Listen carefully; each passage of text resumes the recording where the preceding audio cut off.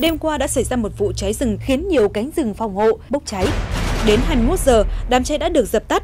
Hỏa hoạn đã thiêu rụi khoảng 7 ha rừng tràm tái sinh, lau sậy. Nguyên nhân được cho là do người dân đốt cỏ tranh để lấy rễ hoặc đốt ong lấy mật. Vụ việc đang được điều tra.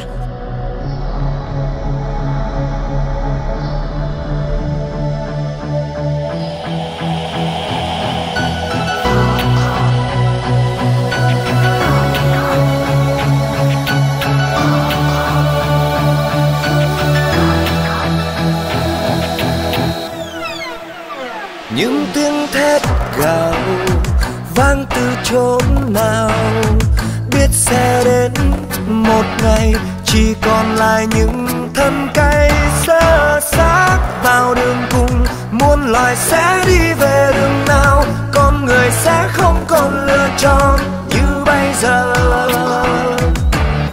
Không thể trốn tránh tất cả những gì sắp xảy ra hiện tại, ngày đó sẽ đến, mọi người cùng biết đến sự trừng phạt của toàn thiên nhiên dành cho tất bao này. Thiên nhiên giang lên tay ôm chúng ta từng ngày, từng ngày. Chúng ta vô tình hay là cố tình trả đặt mẹ thiên nhiên bằng những ngọn đuốc đốt cháy. Có lẽ những chiếc mây đã cháy đến bầu trời một thời, trái đất không còn bao nhiêu cũng chẳng còn, dừng lại những đôi tay trước khi quá muộn.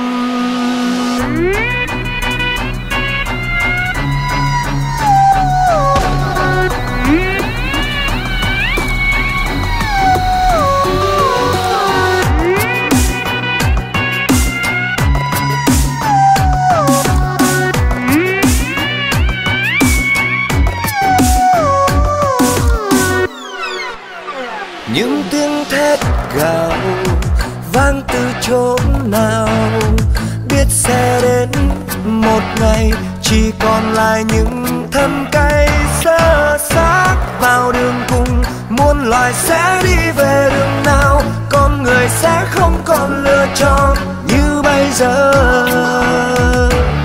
Không thể trốn tránh tất cả những gì sắp xảy ra hiện tại, ngày đó sẽ đến, mọi người cùng biết đến sự trừng phạt của toàn thiên nhiên dành cho tất bao này. Thiên nhiên giang lên tay ôm chúng ta từng ngày, từng ngày. Chúng ta vô tình hay là cố tình trả đặt mẹ thiên nhiên bằng những ngọn đuốc đốt cháy. Có lẽ những chiếc mây đã cháy đến bầu trời một thời, trái đất không còn bao nhiêu cũng chẳng còn, dừng lại những đôi tay trước khi qua. Bao này thiên nhiên giang lên tay ôm chúng ta từng ngày, từng ngày. Chúng ta vô tình hay là cố tình trả đặt mẹ thiên nhiên bằng những ngọn đuốc đốt cháy.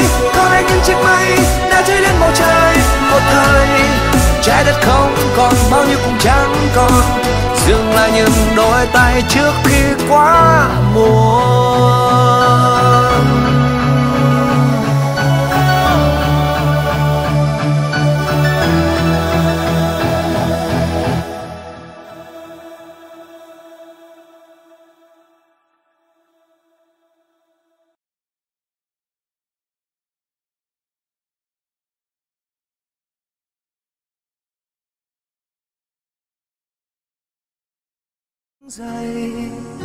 Chìm đắm trong cơn đau này, thấy nhói lòng vẫn cứ mong, dù rằng anh không thể quên nỗi nhớ em đêm dài hơn.